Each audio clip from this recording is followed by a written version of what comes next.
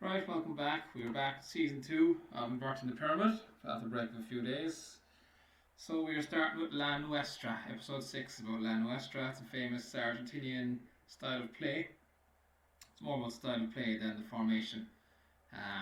But the team we are using as an example is the 1978 Argentina team. Very famous team, very infamous as well because it's a very sketchy World Cup that they won. There's a lot of question marks around it because it was being hosted in Argentina at the time. The junta military government were in charge and they had a lot to do apparently rigging the tournament. But anyway, they're a famous team and kind of culminated in the height of La Nuestra. It kind of died out after 78. This was the dying embers of the style. They had to move the times. So this is the formation we'll be using today with Plymouth. It's our first episode back in season 2, so we're in Division 2. So it should be quite tricky. So that was Mario Kempes' goals in the 78 World Cup. Scored 6. He scored 2 against Poland, 2 against Peru and 2 in the final. So he won the golden ball, the golden boot and the World Cup medal all in the same tournament. So he was the same as Garrincha. He did all 3. Garrincha was the first to do that. Then Kempes did it and Paulo Rossi did it in 82 then. Won the golden ball, the golden boot and the World Cup. So here we have it. It's kind of 4-3-3. So there was a couple of formations with La Nuestra. But I said I'd pick this one because it won the World Cup and it was the first one to use a 4-3-3. And it'd be a famous Dutch side in the final. This is not a pity because these guys are very famous and a great team. Just couldn't hack the finals. Pressure kind of got to them. So here we have a back four. We have our defensive midfielder. We have Ozzy Ardiles is a key player for them really. Kind of ran the midfield. Famous Spurs player. A hero there. Played there for 10 years, over 200 games. Small player. Really skillful. Great running with the ball. Great passer. He went on to manage Spurs then in the 90s. And is kind of famous because he put out 5 attackers. He was an all-out attack. Fans loved it, but didn't get much results. He had Klinsmann, Sheringham, and Dimitrescu in the hole, and then he had Anderton and Nicky Barmby on the wings. So he had 5 attacking players. Players loved it because it was all-out attack, but there was just no. He just gave the players license to go out and play. There was not a lot of direction and tactics going on. He just put out his team, hope for the best. He had 5 attackers on, so it was really attacking. But even though he didn't do too good a job with Spurs managing him, he's still a legend of Spurs. They still love him, fans. Still a big hero of theirs. And I was really up about him. He actually did quite well when he started off managing. He managed Swindon first, and he actually got them promoted from the old Division 1, but they didn't get up because there was some illegal payments of players going on. So he got them promoted in his first season. Then he went to West Brom. He also got them promoted through the playoffs from Division 3 to Division 2, the old one. And then he got Spurs' job, and then he had the auto attack, and it didn't go well for him. But he kind of managed them for 20 years. So that was Kempe scoring 6 goals. Famous player, a real trendy looking dude, long hair, socks down, jersey out, powerful runner through the middle. Played as a striker for Valencia in Spain for years, but Argentina kind of played him as a running midfielder. Played him arriving late at the box very successfully. And then 3 up front, so 4-3-3. So he'll be our defensive midfielder, he'll be midfield, he'll be in the hole, probably put Adolfo as that. And we'll have front 3. And we'll see how we get on. We'll play 9 games like we always do. And we'll see how the formation gets on. I'll talk about the origin of La Nuestra and famous teams that played the style. Basically, La Nuestra was, in a nutshell, was a patient, attacking, creative style. So they were slow with the ball, they were building up the play, they were passive amongst each other. They used to pry open, probe, pass to break down defences and it was a kind of slow build up. There wasn't a lot of running in the system, and they played that for a few decades. It's an old style of theirs in Argentina. So La Nuestra, patient, creative style. And I'll talk about its origins and its history. He goes into it in chapter 7 of the book, into Argentinian football. He writes a lot about Argentinian football. Jonathon Wilson, he wrote a separate book on Argentinian football. He found it very fascinating, the history of it. A lot of tough characters, tough footballers they had, but also very skillful. So I'll just load up the game first.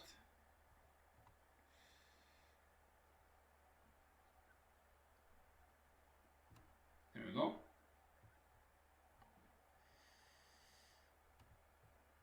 So we're our first game of the season against Wrexham. And yeah, I'm just going to get the formation up on my Kindle there quickly. That was tango music there. Argentina is famous for its tango. Buenos Aires especially. So I'll run through my my ins and outs of the summer. There I have it in front of me now. Let's see, who do we get in? I didn't do much transferring, to be honest. I haven't been on this the last couple of days. Been busy doing shit. There's in, isn't it? Oh yeah, so we've got a guy, defence midfielder in, Stuart Talbot. Never used him before. Very good right on column. So I didn't bother getting Derry back on loan because this guy can play his positions. So hopefully he's good. I got him in free 230k from Rotherham, who wasn't getting his game. 20 aggression, 18 bravery, determination, marking, has a lot good there. I've never seen him before, but he looks good. Got Soldier in because he can play across the back four. FA Soldier for 180k, right, left, centre, and he can also play sweeper. So we were badly stuck for a sweeper, so that was my main signing, was getting this guy in, Gavin Mahan. Plays centre midfield where we were badly stuck, but he can also play sweeper where we were stuck, so we can cover both. But I have loads of sweepers now because Rose can actually play sweeper as well, the guy we got in free transfer. So I Rose, Soldier, Victory, and Mahan can all play sweeper now. But this guy's a big addition because we were badly stuck in that midfield slot. Dean Weir on midfield, we got him in free transfer, young fella, not too bad. Might give him the odd game. And got this guy in free transfer as well, he'll be in the reserves. Rose was the guy I got in late, yeah, in free transfer. Another defensive midfielder. Not as good as Talbot, might sell him. Got him in free transfer, so I couldn't resist. We could sell him for a few bucks if we give him a few games. Great defender and sweeper as well. Right, so we will load up.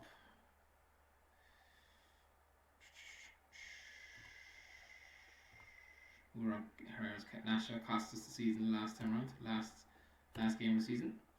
Alright, so we have back four. Defense midfielder, stopper.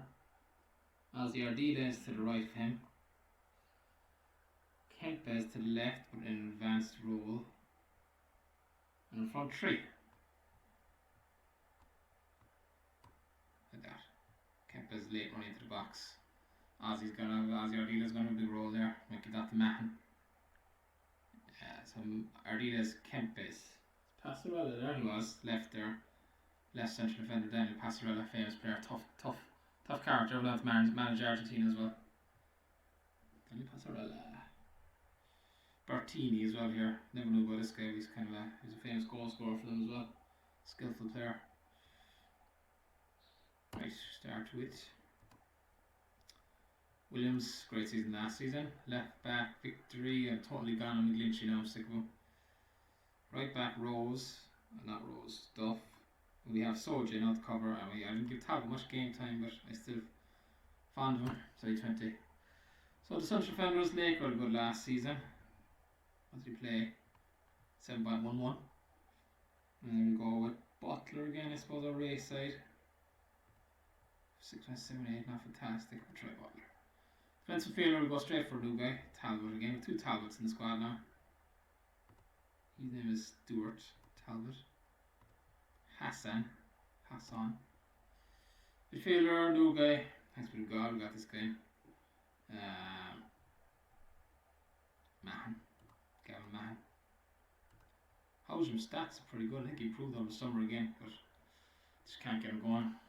Always not lacking match practice for once. Friendly game played. Yo, Dolphin, you're on the Kempes roll. Barnes. Ekakanga, and Dunwell. The big squad there, any guy can send down to reserves. Not really. Talbot. Get him up on loan.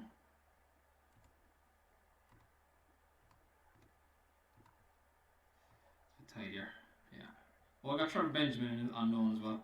He'd pick up Victor Renner's role because he covered right, left, centre. Renner just didn't cut for me last season. This guy's infinitely better. Trevor Benjamin, so lack of match practice, but starting on the bench, he cover all three guys. Here, handy utility player. We should be all about the utility players really if we're going to be mixing matching formations. So we will. Thompson, Raya, and Stonebridge. Right, so here we go. Argentina 78. I'll talk about the tournament. How controversial it was, but I'm going to talk about the build up to the 78 World Cup first. All the way back to the 1950s. Before that, but let's get ahead of the game. We'll do it in our spare time. We'll chat about Argentinian football. Tactics. Not direct, no. Mixed. So the La Nuestra was a passing style, but it wasn't kind of a short holding the ball like the Dutch played. It was a mix. So when the Dutch kind of came along at the same time in the 70s, but La Nuestra was in the 50s. It was a passing style, whereas they kind of held the ball by passing and probing, opening up defences, but they didn't move into space like the Dutch guys would have. They would have held their position. So they would knock the ball through the lines basically. Whereas when the Dutch team came along, they passed the ball, then they moved into space. And they passed it into an area to create space. And they weren't restricted to their position, so that was the big difference. Now, the Westra, you held your position when you passed it, you knocked it onto the winger, but you stayed at full back. Or if you were a wing half, you knocked it onto the striker and you stayed where you were. Whereas tiki-taka and the Netherlands total football is pass and move, pass, go into space to receive the pass again. We'll go normal as we're playing home and away to check that. Tackling hard, yeah, these Argentinians are tough bastards. Pressing, no, hadn't been there at the time really. Offside traffic can, yeah, all free kicks, I don't know. Is anyone free kicks safe? Not really. You might have to change pressing if you're getting walloped. Then we'll leave it normal for now. We're playing at home. Wrexham. Playing Dean Windass in the hole. Pretty good too, 23. He's pretty good in real life and he's old as well.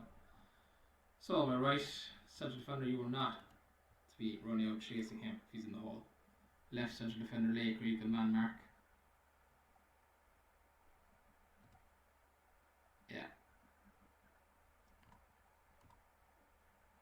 Yeah, zone. Ignore zone, guys. Butler, stay zone, don't go out and leave a big hole behind you.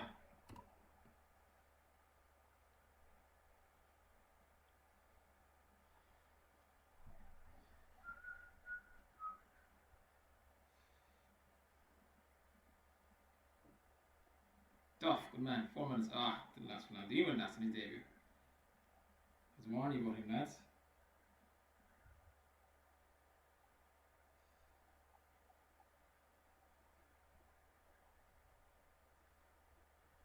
Fuck's sakes, come on. We've seen goals beat the band again this year, these formations.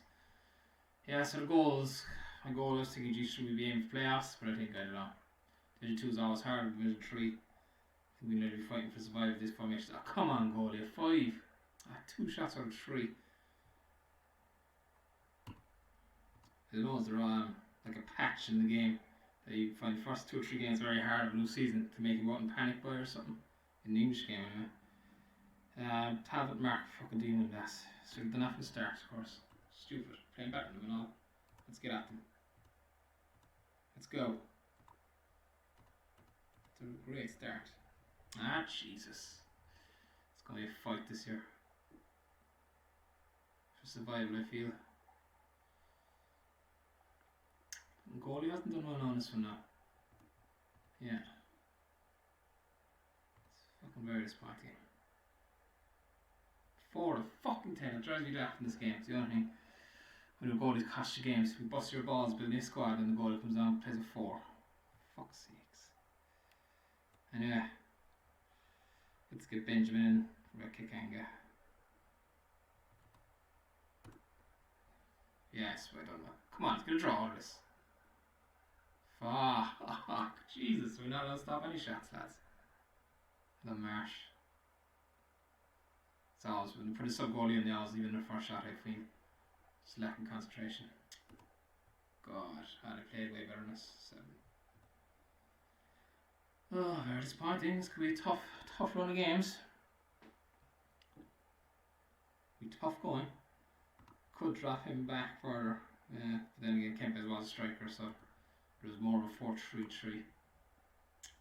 God, that was a home game and all. Dispiriting start.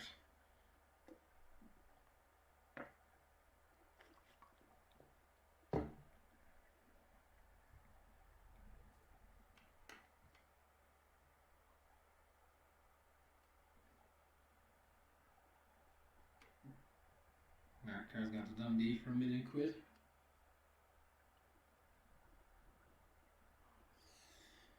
Yeah, so as I was saying, Lan Westra kind of began in the 1940s and 50s. It's kind of when Eva Perón, her husband, was in charge of Argentina. Evita, the famous film. Perón was in charge of Argentina. He didn't like, he wanted Argentina to be their own independent country.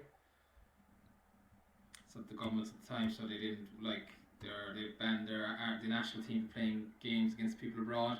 They banned foreign managers coming in. They banned teams go touring, so no outside ideas would come in. So basically, Argentina were stuck with 2-3-5 for about 2 decades. The old 2-3-5, the old formations, they were stuck with 2-3 decades because no new ideas were coming in, and they didn't develop any new ideas themselves. But what happened was they came really good at the 2-3-5, and this is how they developed their patient passing style through the lines. They became really good at passing the ball, keeping hold of it. Because they know in outside, and the rest of the world is moving on to the WM. They were stuck into 2-3-5, but they're becoming really good at the 2-3-5, and they started developing their La Nuestra style. And basically, when they did go back playing international football, then they went to Copa America in 1955, and they walked the tournament. They hammered everyone. They had a great attacking team, and they were so used to their La Nuestra style, just destroy teams. So I have it here in the book. I'll just read here for you. That conclusion was corroborated as Argentina won Copa America in 1955 and retained it in Peru 2 years later. The latter side was bubbled young talent. The Angels with dirty faces, they were known as. So they were tough players but skillful. They scored 8 against Colombia, 3 against Ecuador, 4 against Uruguay, 6 against Chile, and 3 against Brazil. They lost their final game to the host, but then the title was won. Argentina's isolation was emphatically over. They weren't just back, they were the best side in South America and possibly the world. So they became really good at that 2-3-5, really attacking, they had 5 attacking guys. The big problem was, so they rocked up then to the next World Cup, the World Cup 1958, and they thought they were going to walk it. Because they hammered everyone in the 55 and the 50, they hammered everyone in 55 and 57 Copa America, so they came out in 58 World Cup, so they were going to walk everyone here as well. The big problem was in 57, Europeans had sent their scouts over to watch Copa America, and they snapped up some of their best players, the Italian teams, the Spanish teams, and they were playing in Europe. And then these guys started playing for Italy. 3 of their best players lined up for Italy. They had Italian fathers, heritage, so they could play with Italy.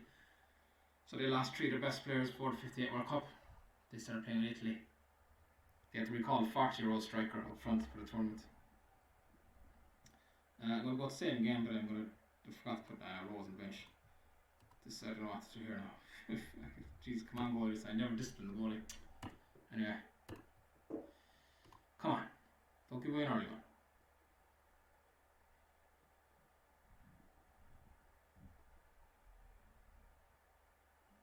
Come on, Dafa. Let's get going there.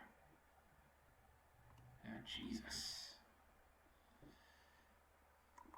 Let's change something defensively.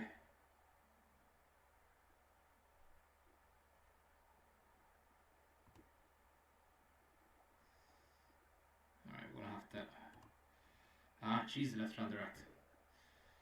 Pressing, I'm going to have to go offside trap, I'm going to have to stick by wingers. I never change the mark either, same thing sloppy. I'm costing them. I'm blaming them. Players. Oh jeez, look at their playing.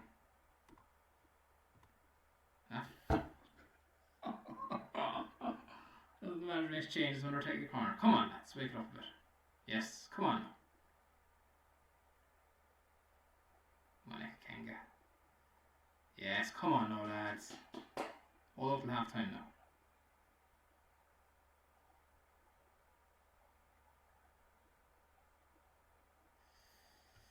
Whew. Alright, Jesus, an attacking game. Great game to be at. Barry Laker, went off. Adolfo's tiring. Collins, did I put Collins on the bench? Stupid mistake. The boy Williams. Fuck. Come on, let's get a point out of this.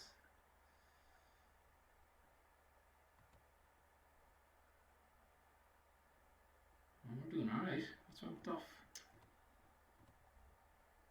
Conceding too many goals again. Damn it, like, jeez, the chances are not. I've created a lot of chances though. Come on, we can get a point out of this, lads. Come on.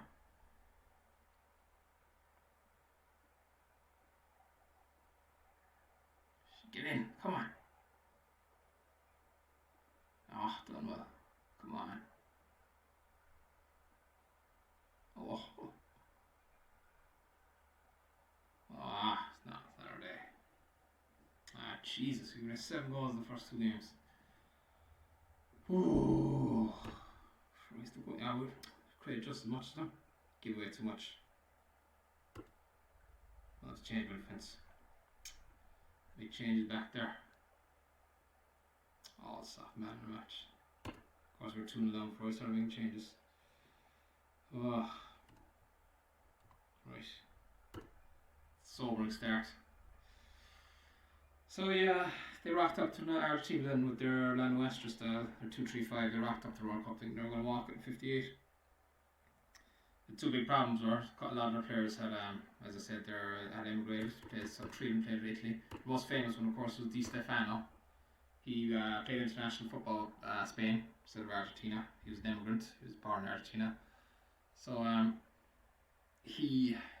they actually still loved him, Di Stefano, even though they were gutted he didn't play for the Argentinian team. They were still very proud of him because they thought he represented the ideals of La Nuestra the best.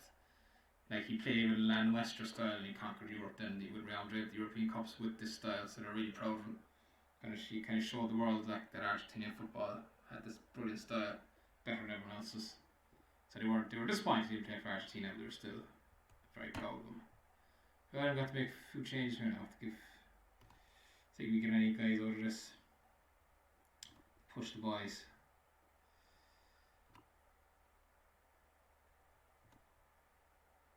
Side and Matthews, Rose, Howsham, Collins, Benjamin, Stonebridge. Oh, God, we have a second 11 there now. It's the League Cup. Oldham. So we scored 4 goals, so we're not lacking goals. We did Argentinian dirtiness.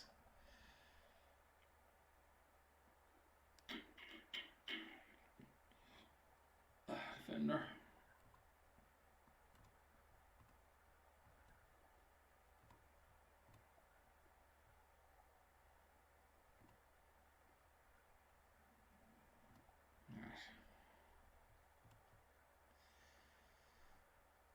It's all around there up front.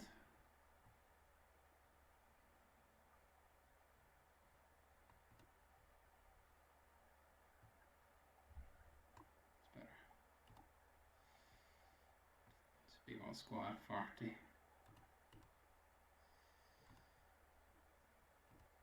Jeez, they're all playing wing backs in Division 2.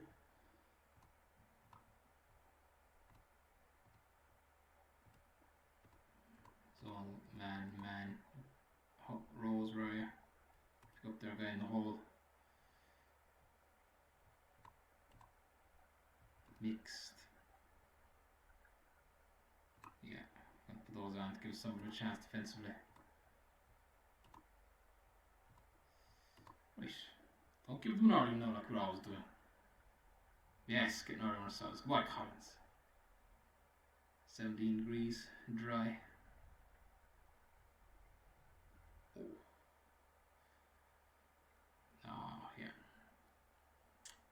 for shot. Oh, lads, come on. Oh, we give up goals so easily. I suppose they're too open here and here. Yeah. It's going to be a hard going stream, just like the Hungarian one. Be a hard season in general. The Dutch one is going to be tough as well. 3-3-3. God, we got to win some games. It's going to become a very dispiriting exercise. It's just the goals we're giving up. Goalie hasn't been brilliant either again. No one's been good actually. Right, it's a poor. Good man runner. Benjamin who, he says. What are you replacing me and Benjamin for? Come on, get it. Don't give me late. No, that's. I love a draw. No, shoot, it's extra time. We should have a replay. Stonebridge, what are you at? Get out of there, lad. Oh no, tackles the bench. We're in there.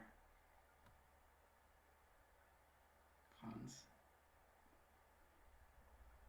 Jesus, what? That sounds like Stonebridge. The goal's being a 5, lads. We've got a few shots in. God, we're lucky. Left in 2 shots he had. To save, he couldn't do it. Oh. Come on, let's go for the win. Don't leave the back door open. Shit, if we went for it. Would have. Yes, Davy Collins. Yes. I know it's only League Cup, but geez, we bad. Need a win. To boost the morale. Their goalie is poor. Forward, yeah. What about Marsh getting 8? You only saved 1 out of 3. Collins is saying to the manager he wants his place still with Daffo. Bob, 2 assists. Rose, good man.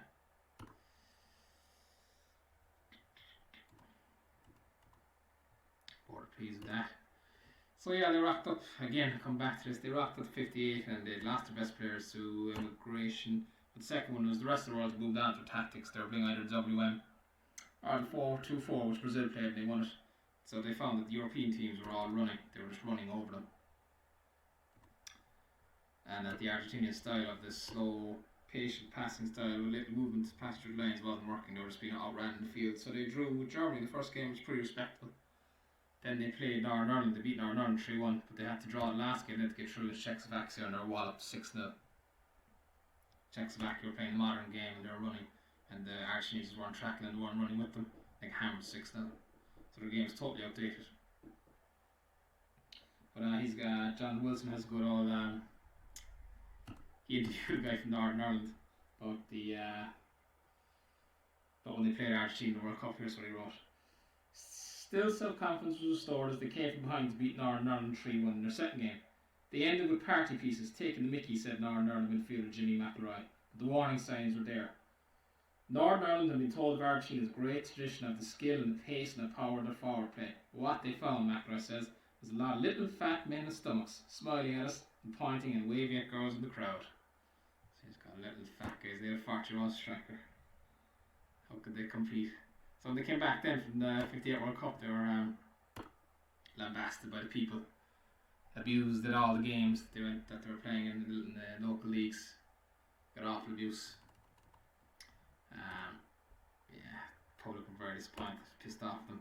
So the Argentinian FA decided to act. And what they did was they found that the Big Five in Argentina, the Big Five clubs, they called the Big Five, they were dominating too much. So they set up they split the league. They split the league into a metropolitan one, which is like your rural teams, smaller teams to give them a chance to develop and grow. And your second league then was the urban one. So your big cities and the winners of the 2 leagues played off.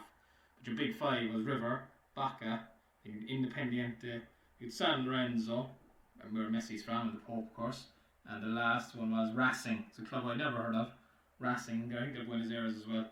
Racing Club Argentina. They're known as the Scout Club, the youth club. They used to play young players, give them a chance. They were the Big Five, so they were dominating too much, so they split up the league. And they started bringing foreign coaches, getting new tactics, new formations, started bringing guys from Hungary and all this sort of stuff. So I started moving to Times. And he writes about that in the chapter of John Wilson. It's very interesting stuff. Their club teams in the 60s were very successful. They won a few cup couple of Libertadores, whatever, the club Champions League in South America, and they went on to face English opposition. I'm going to read about that because they were very controversial games because basically the Argentinians are filthy. They knew they couldn't beat the European teams of football, so it resulted in low-hand tactics. They became all-out wars, basically. It's interesting, really. They played Celtic, Racing did, and Estudiantes were famous. They were one of the first teams who came through the new system, small rural club who benefited from this new league set up, and they won a couple of Copper Libertadores, but they played Man United in a World Club Cup final, and they played AC Milan as well. They had a war with them. We'll read about that now in a second. Filthy team. They couldn't beat you with football. Right, who are we playing? Burnley at home. This is going to be a tough one. Well, we need 3 points, sense. The reserves sold on to do it now, lads, during the week. Soldier played Nate. McGlinchey, I'm sick of you now. Soldier, you can get a run. Defenders didn't do well. Laker. Butler is not convincing me. None of them. I'm going to go race side run. I'll put Rose back there maybe.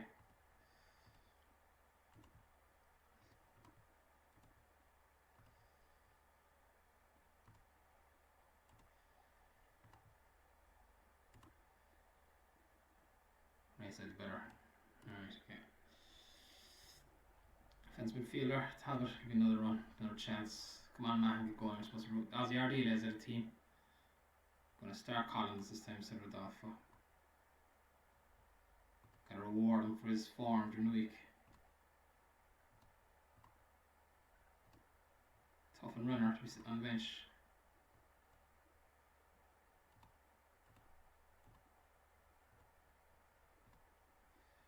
Duff, yeah. Duff scored though the first game. Yeah. So, I'll do the rest here. What I want to do is change.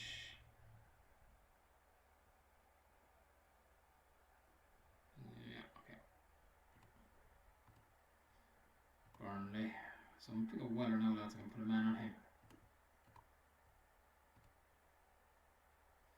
WB, now pick up Weller. Paul Weller. Man, zone. That's better now. Alright, okay. Give ourselves a bit of a chance, hopefully. Don't go in early now, lads. Killing yourselves in the first half of games.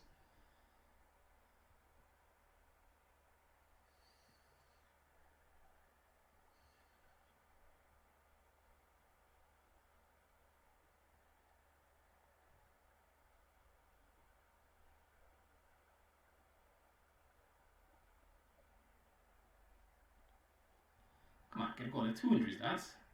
They're crippled. Get in. Yes. Start season well. Oh, it's only 25 minutes gone. Jesus. We're killing them. Get in, man, boy. Don't give away one now for time. This is more like it now. They'll put our tough markers in. That's more like it. Come on, Masoudi. I'll leave it normal for now as it's going okay.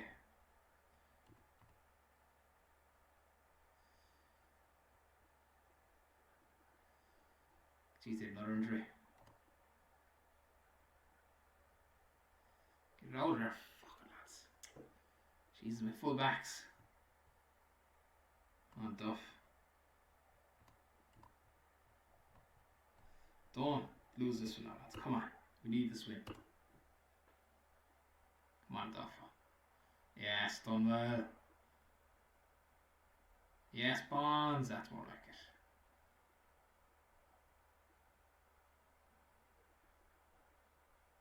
it. Yes, 2 wins. 2 wins.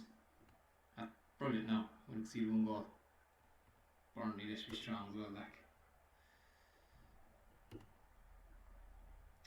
Good. Board of delighted. So yeah, I'll go back to when Racing won a couple of Libertadores. They played Celtic. So it's Celtic won the first tie in Glasgow 1-0. This is the Lisbon Lions who won 60. Was it 5 or 60? Oh, sorry, 58.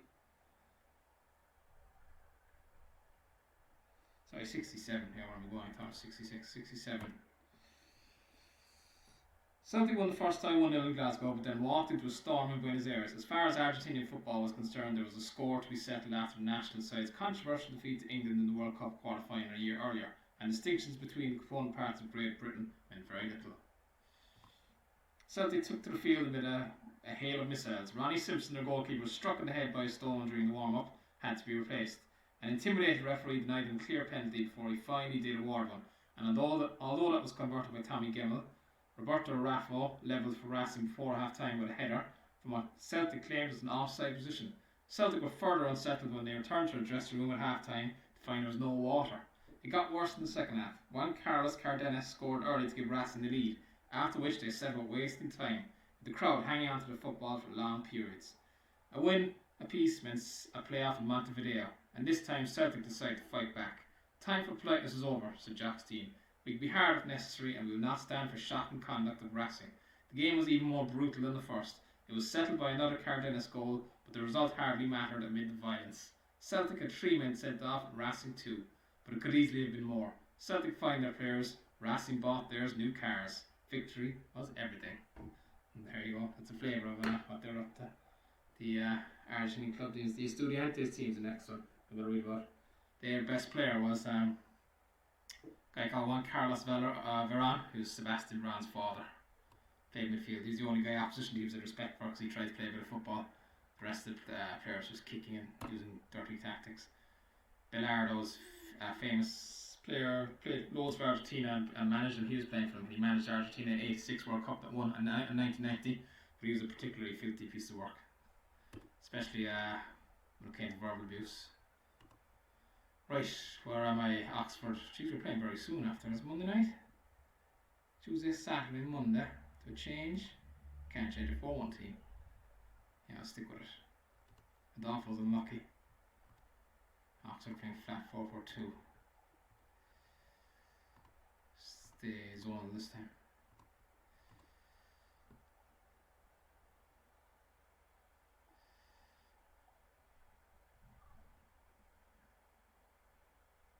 No Barnes, that's it.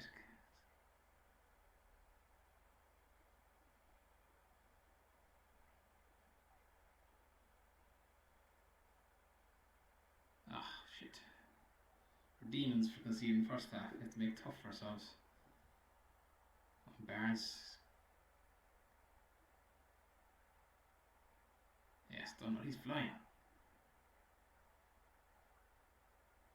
So their centre forward was not too sure what his name was in the 78 team, but he was talking to one of the junta, the politicians, before the 78 World Cup. They were drawn in a group with Hungary, Italy and France, and the centre forward said, "This is really the group of death," and the politician said, "It is the group of death for you, remember that.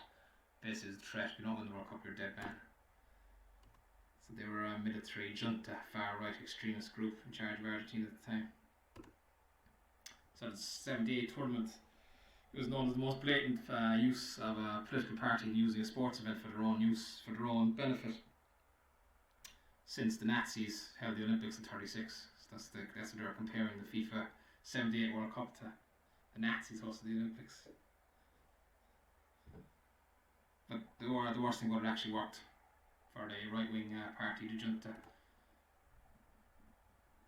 They say they win unified the country, and they actually got 3 or 4 more years in charge when they should never have been charged with the awful human rights record. 30,000 people disappeared during their reign. Come on, let's get the win here. This is there for us. 28 people disappeared during the World Cup. Tortured or disappeared. I've gone for it. Probably should have went for it from the start. It's a penalty. Yes, Talbot. Come on. Hold up this now, lads. Shit, here we go. Come on, race side. Yes, another win. Straight as a trap.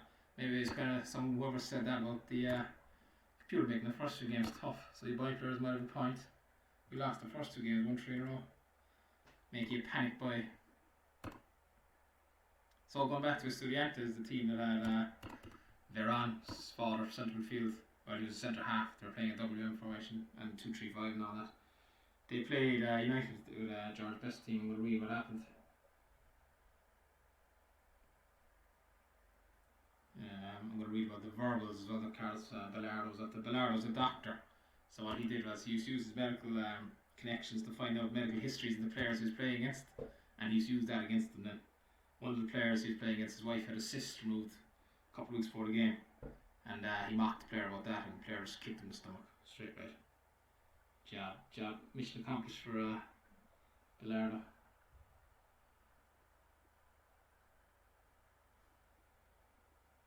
Yeah, here we go.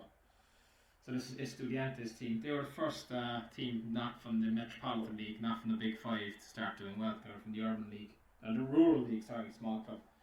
So this is a guy in the interview called Presta about them. He said they used psychology in the worst possible way. There was a player from Independiente who accidentally killed a friend on a hunting trip. When he played Estudiantes, all game long they chanted murderer at him. Or there was a goalkeeper from Racing who had a really close relationship with his mother. She didn't want him to marry, but eventually he did, and 6 months later she died. Bellardo walked up to him and said, "Congratulations, finally you've killed your mother."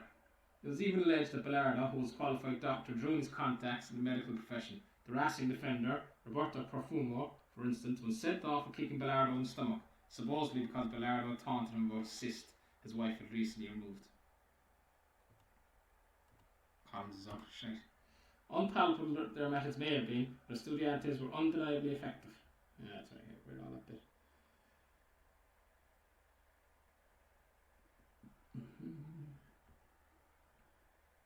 Oh yeah, here we get a bit about Man United in the Continental Cup final. Later in the year they faced Man United in the final of the Intercontinental Cup.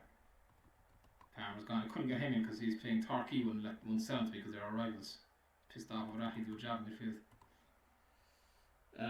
Intercontinental Cup over 2 games of predictable violence. In the first leg of Buenos Aires, Dennis Law complained of having his hair pulled. George Best was punched in the stomach, and Bobby Charlton was left requiring stitches following a foul by Bellardo. You see, it's a particular piece of work. Nobby Styles received a cut to the eye from a headbutt, and then, having been goaded all game, was sent off late on for flicking a V-sign to the linesman.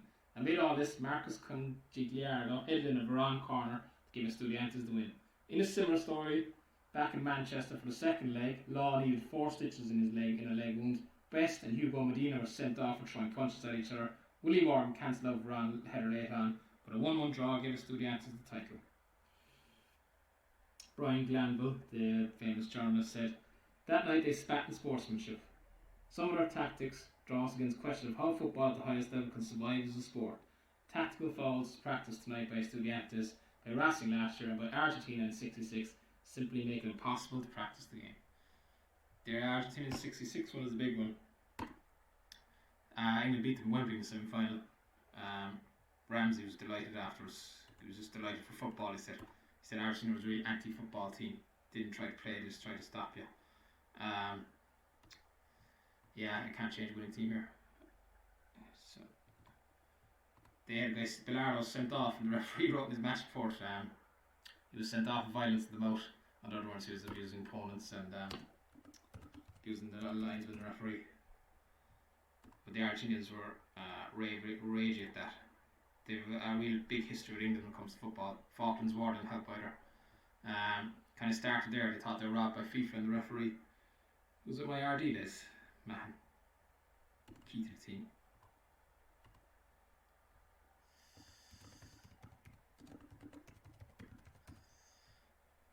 And Lakewood can be my left sided, so he left legged central defender, Passarella.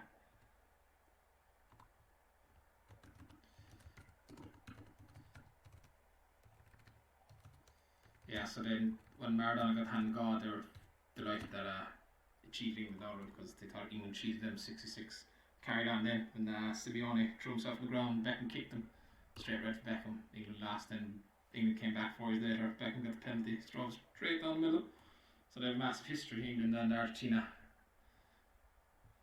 Like Argentina don't like Brazil, but they also hate England. I was reading never check their tactics. Stupid. Jeez, look at this. They're all wing backs. This the lady. Who's the guy coming from this division? This guy coming in Curry. This division, they're all playing wing backs.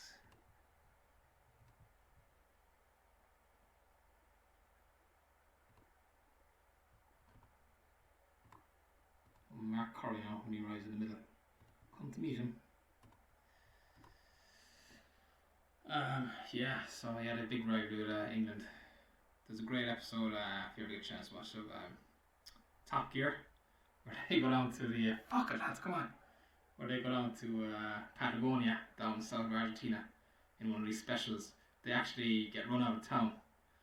When the Argentinians down the south got word that they were there was English in the town, the mob started gathering outside the hotel, and the police said we can't protect you here, this is going to blow over. So they actually flew in a helicopter then to fly out the three boys, Hammond, May and Clarkson, because they're the insurance, they couldn't afford anything to happen to them, so they had to get them out of there. They were worried for insurance wise, the production company.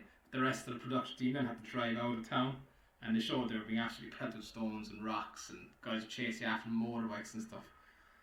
Yeah, so as soon as they heard the English in town, by they hunted out. This is after Falklands War, of course. Fuck lads, I'm playing shit here. These guys are no great shakes either. Changes.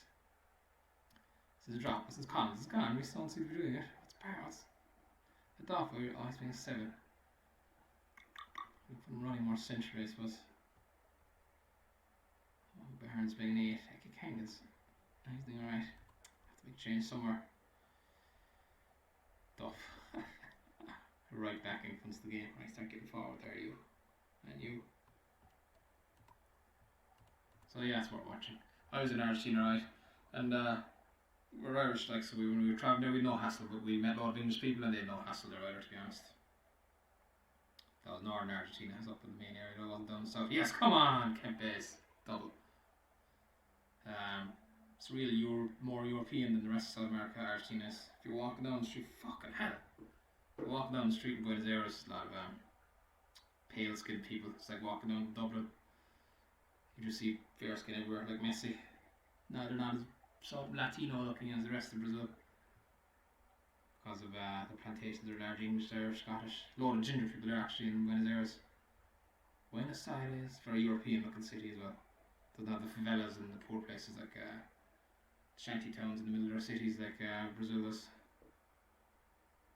Come on Stonebridge, I'll make up for the last bit. Jesus, is it right? Game. 8-6, 8-6.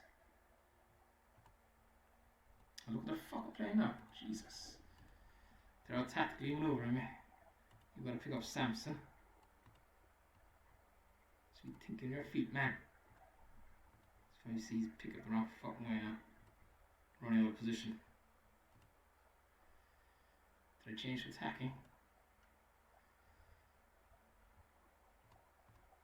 Come on, let's go for this.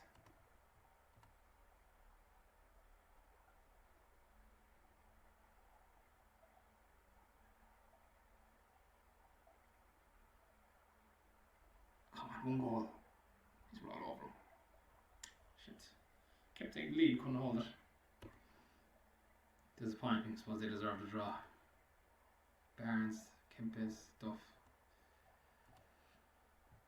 Ah, fuck, they were down with the bottom as well. Ah, shit. He's a good player now, done well. He's playing well. Yeah, so when we were in Buenos Aires, we went to the Bacanera Stadium, Boca Juniors Stadium. Cool stadium. It's like 4 walls, really, just built right down top of the pitch. Especially the far stand away from the one where we were. Didn't get to see a game during the mid-season break. Something. Got to see a game in Brazil, right? Fluminense, Flamengo. So when I was talking about that in the last episode, it was actually wasn't Janino. They had the murals. It was Deco. Deco was the way Fluminense. They had all the big banners with. But he was injured that day. He was playing. But yeah, I got to see the Bacanera. Cool stadium. Far stands, runs parallel to the pitch, just like a wall, and the terrace as well, the big cages in front of it. Into the museum and all that. Did the stadium tour. Maradona, the big hero in Baca. He was all over the Maradona DVDs and videos in museum. Palermo was another one. Riquelme, love Riquelme. Tevez, they love Tevez as well. Palermo, they love him. Yeah, he scored mystery penalties in a Copa America game against Colombia. Yeah, they were the 4 ones I kind of recognised. They loved. Maradona's the big one, of course. I read his autobiography of Jonathon Burns. It's a great read, but Jonathon Burns kept after him trying to get an interview with him. No way would Maradona do the interview because the man was English. He distrusted the English so much, and especially that he's a journalist. Just so as Argentina has relations with England, he just no way would he speak to an English journalist. They're the enemy. But yeah, you get the impression from the book as well. Maradona scored against England was just the biggest thing ever. Like, the score against England was huge, even better than scoring against Brazil. That's why you call it the hand of God. See God had a hand in it because it was England they were playing. It's a bit like over here in Ireland. Do it against England, you'll remember me forever. I'm going to put Benjamin up front. O'Connell's is back. And we go Walter Richards up front if we only bloody keep a clean sheet. The back. I hope these guys aren't playing wing backs again.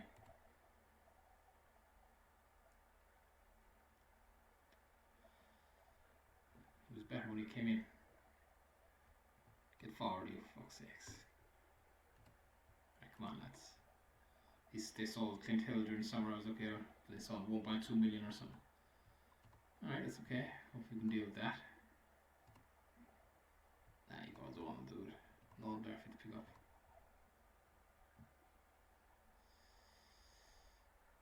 Should have went attacking really, yes. Ah, Jesus. Benjamin never there. Ah, fuck it. Jesus, the goals are conceded. Crazy. Yeah, why Benjamin?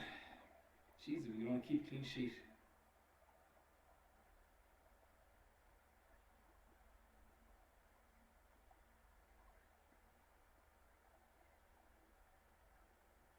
Yes. Ah, fucking hell, you stay outside, lad. What's he up to? It's another bloody tight one again. And Jesus, goalie. Oh, I don't think we deserve that, to be honest. Barrow. Fuck's sakes, goalie. 2 from 3. 4. God, it's sickener. Come on, get at them. Gotta start attacking, really. The Argentinian slow attacking style. Keep forgetting the attacking bit. Then Wester. Fuck. Jesus, Barrow.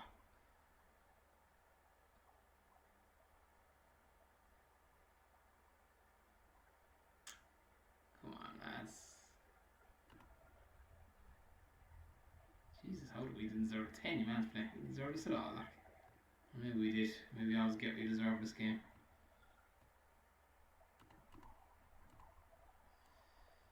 Yes, come on. Let's do one more, let's get the draw. By Collins. Is it too greedy to ask for another one? Oh. Oh, Jesus. Jesus Christ, it's an exciting stream, but Jesus, we gotta get some wins. Ah, oh, come on. Williams. 5. That's killing us in 2 games now. 4 and 5. Jeez, the one player I didn't think I'd have to replace. God, we're not lacking the goals in this with this Argentinian formation. I went to our last game. So we actually read about Milan. When all the president said enough's enough. So they were getting too violent, the club teams, that they were giving Argentina a bad name on the national stage.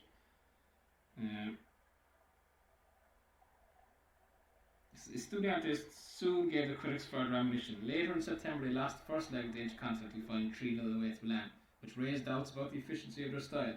But it was the return of La Bombonera that really hardened opinion against them. Estudiantes won 2-1, but far more significant was the violence of the game.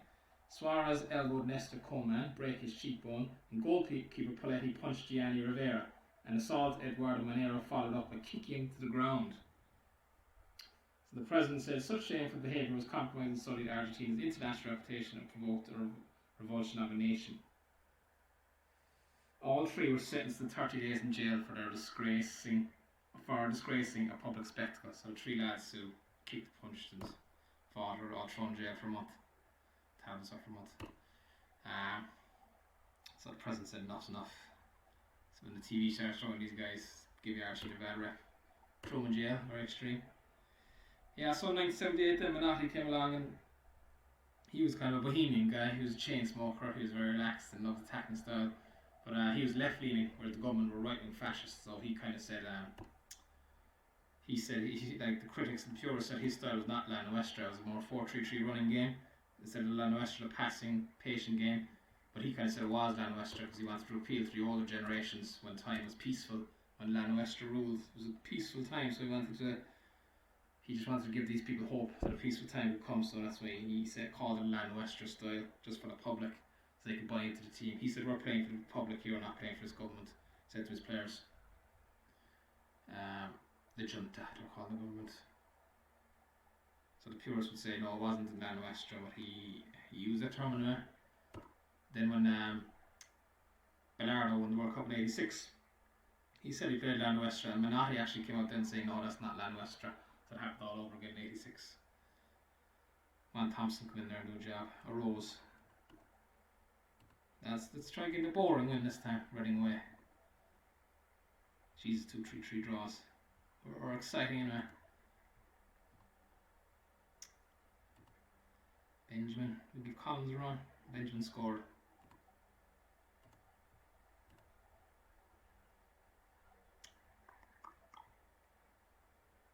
Yes, but fucking hell. What's he doing running offside the whole time? God almighty. I've never seen a guy do it that much. What's he doing? Forward runs maybe? No, is it no? Jesus. 3 offside goals he has now.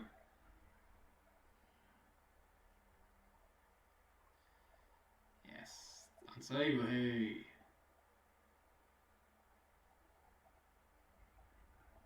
Alright, come on. Let's try to keep clean sheet now for a bit of the second half. Until the second half. Yes. I wonder if I went out attacking for all the games where we've blown them away with the players we have. Anyway, we can get a run next 9 games. We're playing the Dutch total football 3-3, a sweeper 3-3-3. Be tricky one. Yes. I think we could see a lot of goals of that too. This is great though, let's get this a win.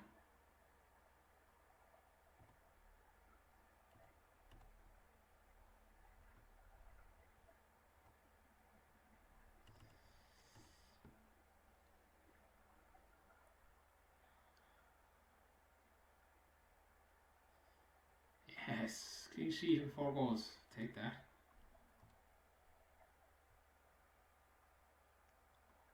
They're bottom. We're 9th. We're outside the playoffs. Yeah, we're nicely positioned. Jeez, that's killing us, like. 20 goals against. Yeah.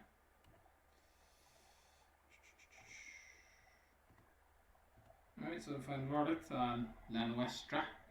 3, 6. Oh, we won a game. That was a friendly. 3, 6, 7, 8. So not the final verdict. But one more game in. Trying to see if there's anything else left. Oh yeah, 1978 World Cup. So it should never been held there really in the first place because these guys were far right, very appalling. The government, the junta, appalling civil rights record.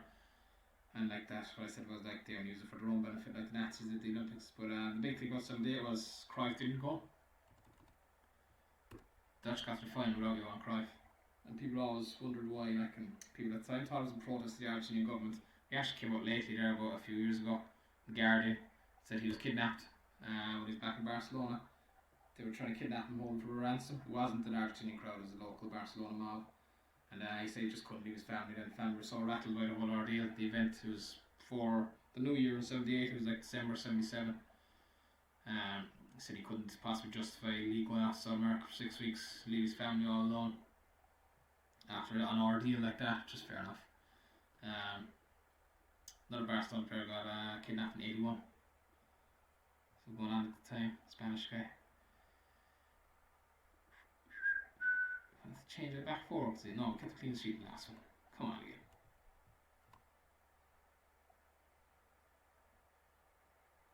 Keep forgetting to check opposition tactics.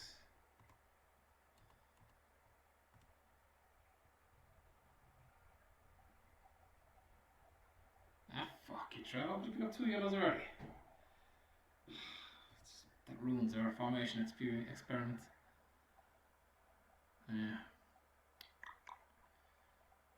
Yeah, there's a lot of accusations of bribery going on. The referees are bribed and threatened, and There's those stuff going on with the Dutch, trying to intimidate them before the final, not letting them sleep in hotels, making noise and driving the bus through busy streets and people abusing the bus. And they had to win a group game. The second group stage, they had to beat Peru by 4 clear goals, they won by 6.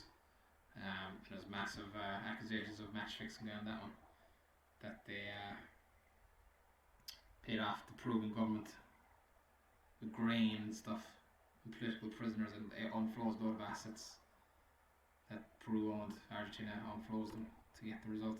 John Wilson goes on about in his book, said he rewatched the match, and he said, I'm going to put you on in front. He kind of said that it wasn't really obvious to him that the boys were throwing the game. So they hit the post in the first 10 minutes, Peru. And fuck us. That's Benjamin's fault. And he said, the only thing that was obvious was that Peru were already gone from the tournament, and Argentina were playing at home with 40,000 fervent fans shouting the man. So that's why he said they would have won it, they're a far superior team. Fuck, that's disappointing now. Fucking Benjamin, how did you get 2 yellows in 15 minutes? Dave Kitson. Some disappointing results in the stream. Thereabouts a lot of games. I'm not going to peel that now, you can sit that one out. We'll give it to Collins. That was winnable. Those two were winnable. They were a disaster, the first two. It's sick to know that last result in that one. Should have left the man in the hole, so pushed him off. Anyway, final ones are: we won 1, 2, 3, 4. We drew 2. We lost 3, did we? 1, 2, 3. Yeah, lost 3. So we won 4, lost 3, drew 2. Not too bad, I suppose. The those ones weren't wins, they were hell of games though. And that was really disappointing. It pissed me off, that one as well. I'll be back in tomorrow. Hoping my voice will be better. Getting here now talking. Back to the Dutch team. And the Ajax team, the early 70s. Ajax won 3 in a row, champions, European Cups in the early 70s. They all left then, played abroad, more money, but they also kind of came back then for the Dutch team, 74, 78. They all got to play together again. Changed world football, that team. Very famous team. So back to them again tomorrow. Hopefully win a few more games. If we can stay on the hunt for playoffs, but I'll be happy. I'm going to leave you with a video explaining why Argentina should never have gotten the 78 World Cup. Big stain in FIFA's the history of FIFA, the World Cup. But FIFA just showing like things don't change by giving Qatar and Russia the World Cup. Russia do not. They've offered records at human rights. They haven't changed much. Money is king. That crowd.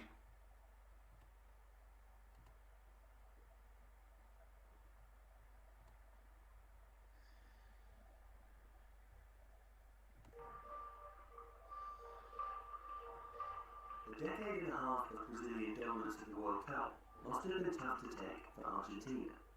Having never won the big one, La Albiceleste had to watch out enviously as the Pelé-led side won 3 of 4 trophies between 1958 and 1970.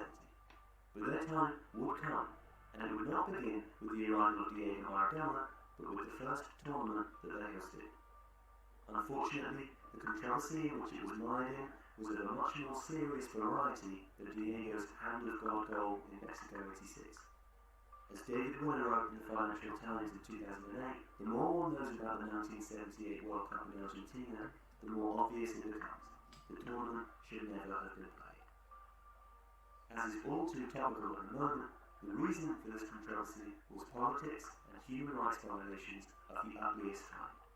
A military coup brought a new administration to power in 1976, and General Jorge Rafael Videla, who handed out the trophy to his country's side at the end of the tournament, had said a couple of years earlier, as many people as necessary must die in Argentina so that the country will once again be secure. It was a vicious regime.